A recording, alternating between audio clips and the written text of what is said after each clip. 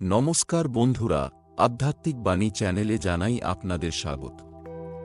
ভারতীয় দর্শন শাস্ত্র এবং বিভিন্ন দেবদেবীর পূজা অর্চনার পদ্ধতি এই চ্যানেলের মূল আলোচনার বিষয়বস্তু।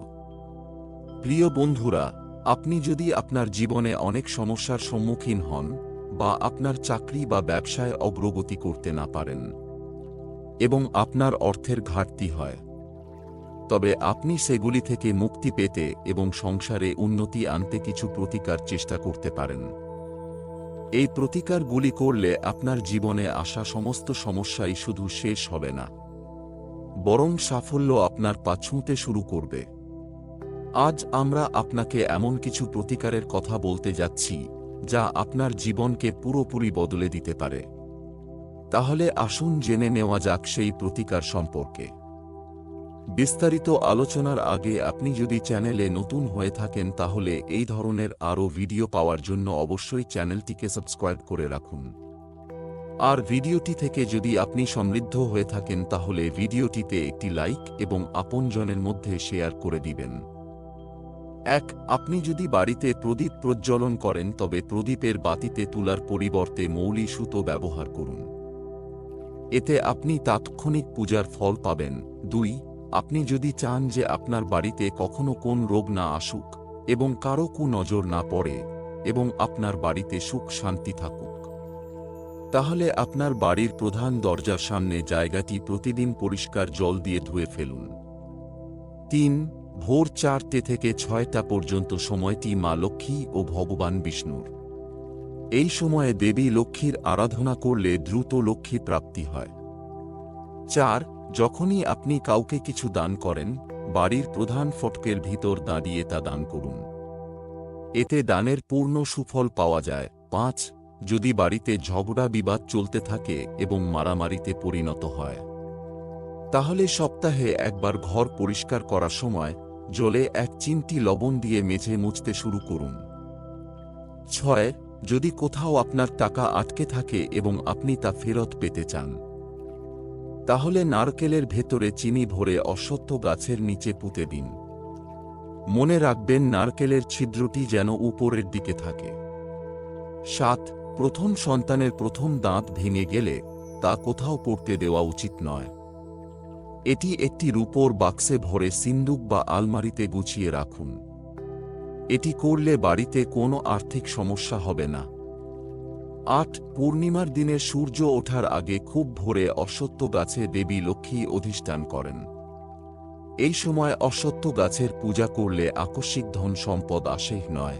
বিয়েতে দেরি হলে বা সমস্যা হলে জলে জাফরান মিশিয়ে স্নান করলে বিয়ে তাড়াতাড়ি সেরে যায়। 10.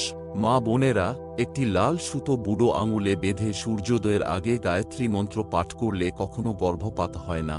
11. শয়নকক্ষে কর্পূর পোড়ালে স্বামী স্ত্রীর একে অপরের প্রতি সন্দেহ দূর হবে এবং স্বামী স্ত্রীর সম্পর্ক মধুর হবে। 12. ছোট বাচ্চারা যদি দুধ হজম করতে না পারে তাহলে শনিবারে বাচ্চার ছেড়ে যাওয়া দুধ কুকুরকে খাওয়ান। এতে শিশুর দুধ হজম হতে শুরু করবে। 13. প্রতিদিন সন্ধ্যায় অশ্বত্থ গাছে সামান্য দুধ ও জল অর্পণ করুন এবং একটি প্রদীপ জ্বালিয়ে আপনার ইচ্ছা জানিয়ে গাছের প্রদক্ষিণ করুন। শীঘ্রই আপনার ইচ্ছা পূরণ হবে। রূপোর বাক্সে শঙ্খ পুষ্টির শিকড় ধরে সিন্দুকে রাখলে কখনোই অর্থের অভাব হয় না। ঘরে যদি ছোট বাচ্চা থাকে সে ঘুমাতে না পারে এবং কাঁদতে থাকে, তাহলে কালো কাপড়ে ফিটকিরি ছোট টুকরো বেঁধে গলায় পরিয়ে দিলে শিশু ঘুমিয়ে যায়। বাড়ির প্রধান দরজায় একটি লাল ফিতা বেঁধে রাখুন। এটি করলে ঘরে সুখ সমৃদ্ধি থাকে এবং ঘরে কারো নজর পড়ে না। যদি ঋণ পরিশোধ না হয় তাহলে 5টি বৃহস্পতিবার বিবাহিত মহিলাকে সুহাগের সামগ্রী দান করুন। এই প্রতিকার আপনাকে শুক্লপক্ষের প্রথম বৃহস্পতিবার থেকে শুরু করতে হবে। এতে খুব শীঘ্রই ঋণ থেকে মুক্তি পাবেন। আপনি যদি চাকরি, ব্যবসা বা আপনার জীবনে অন্যান্য সমস্যায় ভুগছেন, তবে বৃহস্পতিবার উপবাস করুন এবং ভগবান বিষ্ণু ও মাতা লক্ষ্মীর পূজা করুন। এই পূজার পর বৃহস্পতি গ্রহ থেকে শুভ ফল পাওয়া যায়।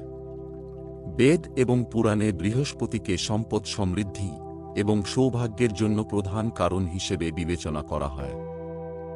অর্থ সমস্যা দূর করতে কালো মরিচের প্রতিকার কার্যকর বলে মনে করা হয়। এর জন্য 5টি কালো গোল মরিচ নিন এবং আপনার মাথার উপর 7 বার ঘোরান। এরপর বাড়ির বাইরে 4টি গোল মরিচ চারদিকে ছুঁড়ে দিন এবং 5ম গোল মরিচ আকাশের দিকে ছুঁড়ে দিন। এতে আর্থিক সমস্যা দূর হবে।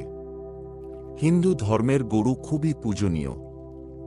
বাস্তুশাস্ত্র অনুসারে ঘরে পিতলের গরু ও বাছুরের মূর্তি স্থাপন করলে ঘর থেকে নেতিবাচকতা দূর হয় এবং ঘরে সুখ ও সমৃদ্ধি আসে।